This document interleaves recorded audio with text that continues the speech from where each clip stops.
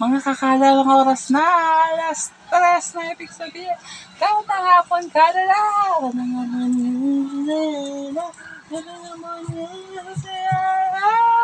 Umpisahan ng masayang barkadahan tuwing hapon. Ito ang gandang hapon kala. Ako po ang yung memeban ng meme ng bayan, meme Vice Ganda. Ako po ang Diyosa ng bayan, I'm Chris. Ako naman po ang prime time queen ng bayan, Miss Marian Gaverodan. Yes, ako naman po ang tagapayo ng bayan, Queen Madam Evelyn. This is Gandang Hapon Kala. Masayang hapon ang pagsasamahan natin. Una na dyan ng bagong hamunan sa kantahan sa Super Singing Diva. Maagaw na kaya sa pwesto ng bagong kumamon mula sa Luzon si Luna May Dizon, ang ating 5th time defending champion at semi-finalist mula sa Mindanao na si Catherine Castillo. At sa kwento ng Pinoy, naku, ang mga batang talented ang bibigyan natin ng parangal sa kwento ng Pinoy. Makuha na kaya ng 150,000 pesos kasama ang power couple of the all-time, kasama si Miss Julian San Jose and Rayber Cruz. Mamaya sa The Millionaire Question. Pero ngayon, tungayan naman natin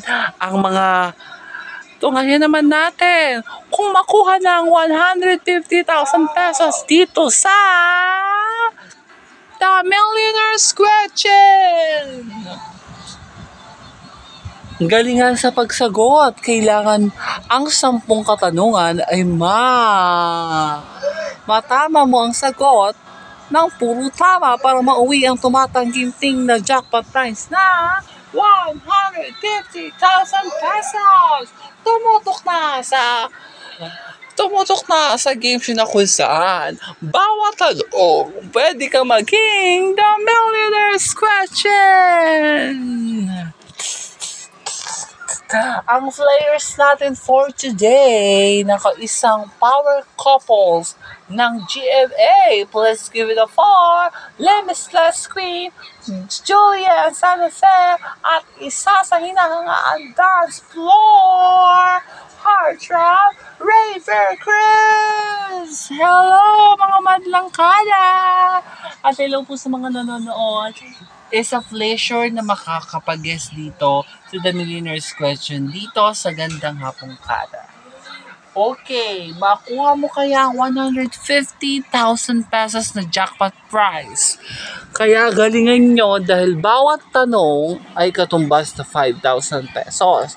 Kailangan nyo maswipe ng puro perfect at walang mali ang 10 tanong para mauwi ang 150,000 pesos. Pero kung sa bandang pang-10 tanong, hindi nyo nasagutan at puro mali, mag-uuwi pa rin kayo ng 95,000 pesos. Kung masagot nyo naman lahat ng tanong ngayon, 150,000 pesos. Ready na ba kayong dalawa? Julie and Rayber, ready na po. Kaya naman, this is The Millionaire's Question. The first question. Sino ang tinuguri ang kabogable phenomenal box office star? Vice Ganda. Vice Ganda. That's your final answer. Final na daw. Kaya naman, board, ipakita mo na. Tama! Meron na kayong 5,000 pesos as meron na kayong unang tamang sagot. Kaya naman, ito na ang pangalawang tanong. Sino ang Miss Universe 2015? Pia Words ba? Final na daw. Ang kanilang sagot. Kaya naman, board, ipakita mo na ang tamang sagot. Tama!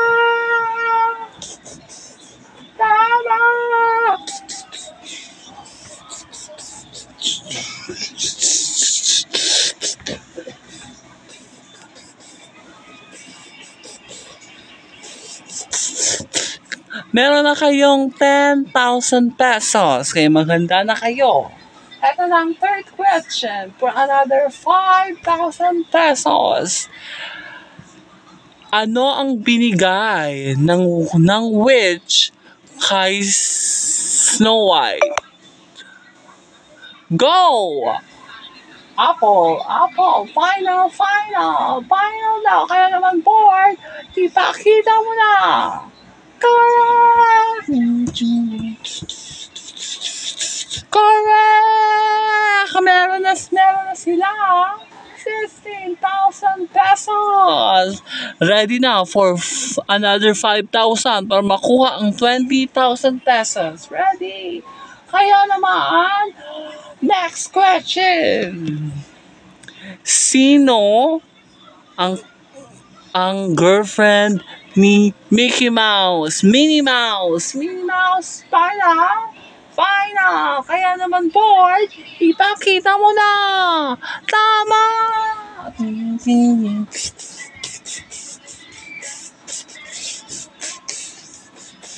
Meron ka ng 20,000 pesos. Ready ka na? Ito na ang fifth question for another 5,000 pesos.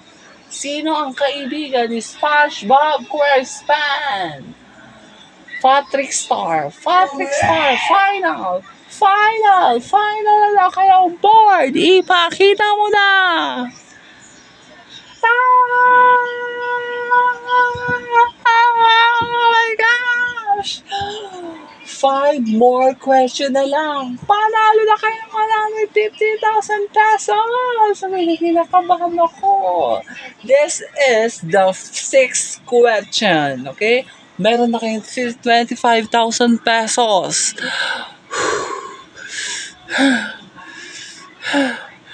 Kinakabahan ako. 25,000 na ang pera ninyo. Kaya naman galingan ninyo. This is the 6th question.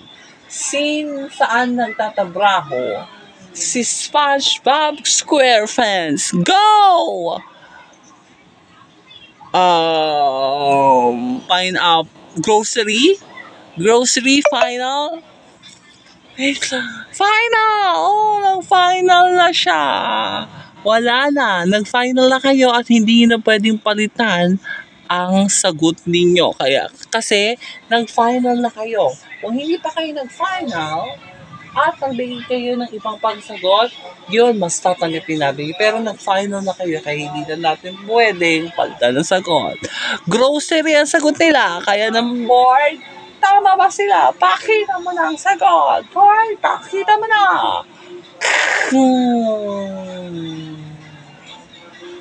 May pagkakamali na kayo, kaya wala na 150,000. Hindi nyo nakuha ang jackpot. Pero meron kayong 5 tamang sagot. Kaya nakatumbas naman yan ng 25,000 pesos. Kaya naman, mag-uuwi kayo ng kabuuan 25,000 pesos. Maraming salamat pa din sa The Millionaire's Question. Isang masayang experience ang nangyari at maraming salamat. Maraming salamat sa bawat pagsagot ng katanungan. Dapat kailangan laging tama kaya para mauwi ang 150,000 pesos. Dito yun sa The Millionaire's Question. Ito naman ang mga kapupulutang araw. Ito na ang kwento ng Pinoy. Back to you, Queen Manny. Maraming salamat. Curtis and Vice Ganda. Ito naman ang mga kapupulutang aral at inspirasyon ng mga kabataan na nagpupursige. Kwento ng Pinoy. Ang ating bibigyan ng pangarangal dito sa kwento ng Pinoy, isang batang nag-aaral habang nagtatrabaho. Okay, kasi siya ay tindera sa palengke ng hap. Siya ay grade 11 student. Kasi ang nanay at tatay niya ay nagtatrabaho pero kulang pa rin sa kanilang pang-araw-araw. Kaya tumutulong siya para makabawas-bawas sa sa intindihan pagkakaintindi ng paggastos sa araw-araw ng kanyang mga magulang. Makakasama natin ang ating kwento ng Pinoy of the Day, si Rosemary Padilla. Hello, Rosemary. Ang galing ng kwento mo, no? Ilan taon ka na? Mag-i-18 po. Mag-i-18 ka sa December 25. Pasko ang birthday mo! Oh my God! Kahit hindi pa ngayon ang Pasko, ikaw ang ating bibigyan ng pangarangal dahil yung likas mo ng pagiging isang mabuting anak, yan ay dapat mong pag-igihan, anak, ha? Kasi habang ikaw ay nag-aaral, nagtatrabaho ka para may pera kang pang-uwi sa mga magulang mo at para makatulong ka. Ang galing ng istorya mo, ha? Ang galing ng istorya mo. Kaya yung istorya mo, makakapagbigay ng inspirasyon yan sa mga bata.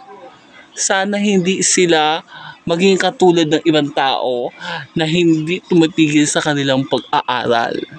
Diba? By the way, nakakatulong pa sila. Kaya naman, ano ang tanabraho mo sa palengke? Ako po ay nagtitinda ko ng grocery sa taas ng palengke. Ang sahod ko po doon 500 a day.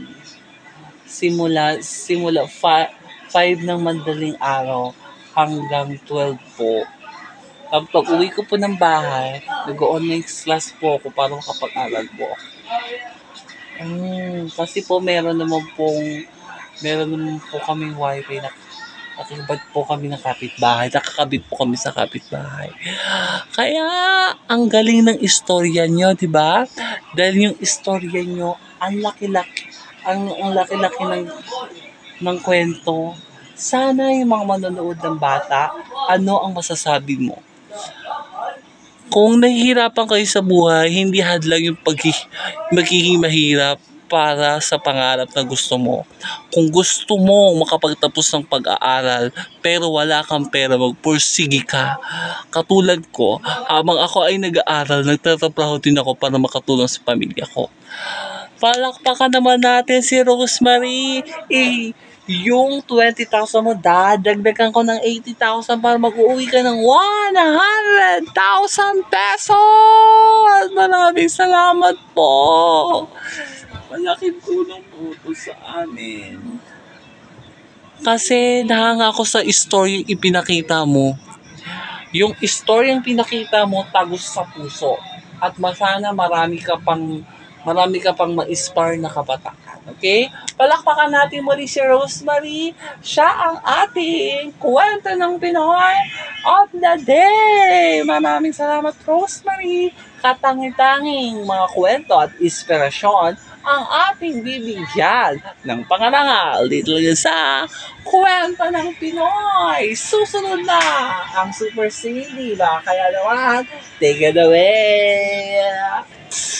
Kahapon sa Super Singing Diva 2023. Ikaw ay realize ka, mata ng puso ka, ang alahin ba, ang siriya damdamin, gusto ko nang lumitaw.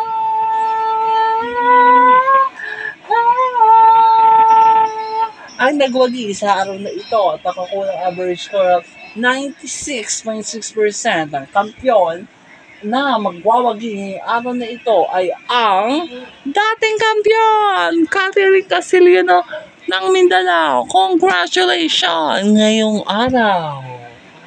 Ang ating fifth time defending champion semi-finals na Catherine Castillo kakarapin ang bagong humamon mula sa Luzon na si Luna May Dizon. Si Luna na kaya makasila sa pwesto ni Caterina Banganas sa mas tumitinding labanan sa Super Siba 2023.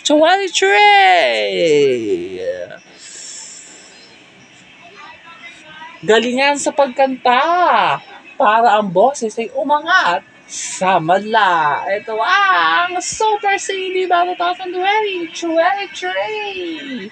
Siya naman ang pindotera na ang mga sintonado ay hindi niya mapapalampag. Ito na ang pindotera ng buzzer. Tawagin na si Pindotera Girl, Ann Curtis.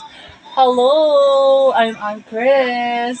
Kailangan yung boses nyo ay kailangan smooth lang ang pagkanta upang hindi ka mapindot ang bus for disqualified. Kaya naman, ingat and good luck, contenders. Maraming salamat, Ann Curtis!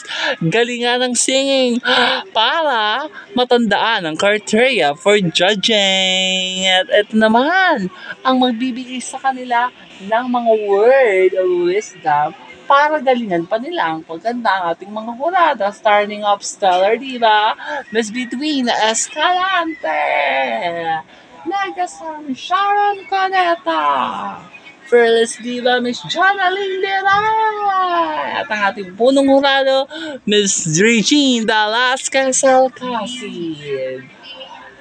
Umpisa ka natin kantahan. Heto na ang humamon mula sa Luzon, Luna May Dizon.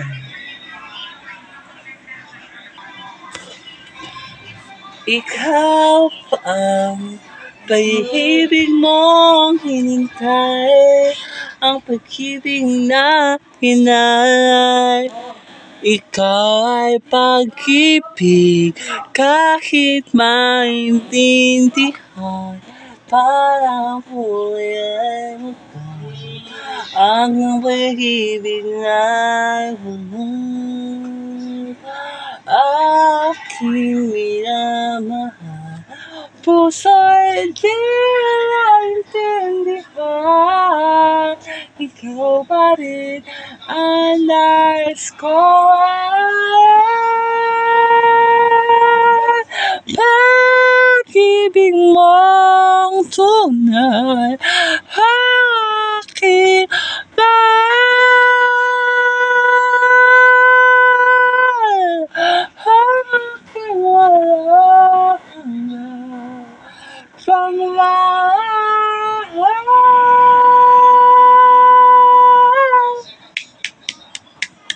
Heto na ang ating 5th time defending champion at semifinalist mula sa Mindanao, Catherine Castillo.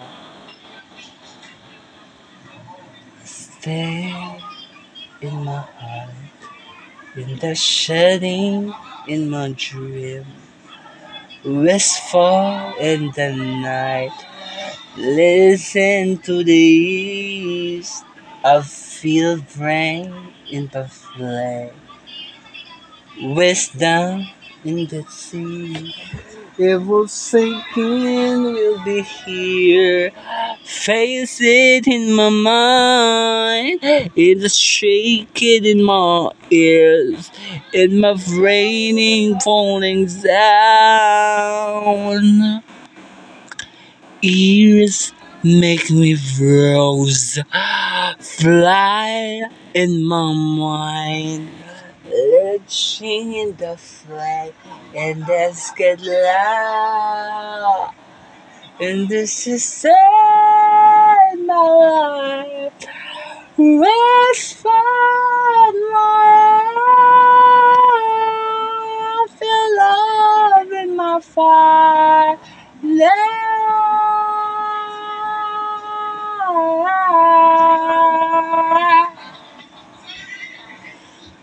Hayan, ang sagupaan ng ating 5th time defending champion at semifinalist mula sa Mindanao na si Catherine Castillo at ang humamon mula naman sa Luzon, Luna May Dizon. Okay, sa pagkakataon na ito, kausapin na natin ang ating punong karado, si Miss Regine Velasquez Alcacid. Hello! Wala na tayong oras. Konti na lang sasabihin ko, ang galing ng quality ng voice ninyo, pero may isa sa aming umangat. Kaya good luck sa inyo. Ito na ang resulta. Ang pagpapatuloy ang laban tungo sa kanyang pangarap ay ang Siya ay nakakuha ng average score of 96.6%. Ang kampyon na nagwagi ngayong araw na ito ay ang bagong kampyon! Luna May Dizon ng Luzon! Ikaw ang ating bagong defending sing champion of the day! Mag-uwi ka ng 20,000 pesos at babalik ka bukas para muling depensahan ang pwesto sa Super Singing Diva Stage. Kaya maraming naman salamat sa iyong pagsali, Catherine Castillo. Ikaw pa rin ay mag-uuwi ng kabuuang 135,000 pesos at pakikita ka namin sa semifinals. Please give it up sa ating bagong defending champion of the day, Luna May Dizon. Galingan ng kantahan upang ikay ay umangat. Ito ang Super Singing Diva 2023. Maraming salamat mga madlangkada. Magkita-kita ulit tayo bukas sa pinakasama sa iyong barkadahan tuwing hapon. Ito ang Gandang Hapon Kala. Gandang hapon nga sa saya. Gandang hapon nga sa saya.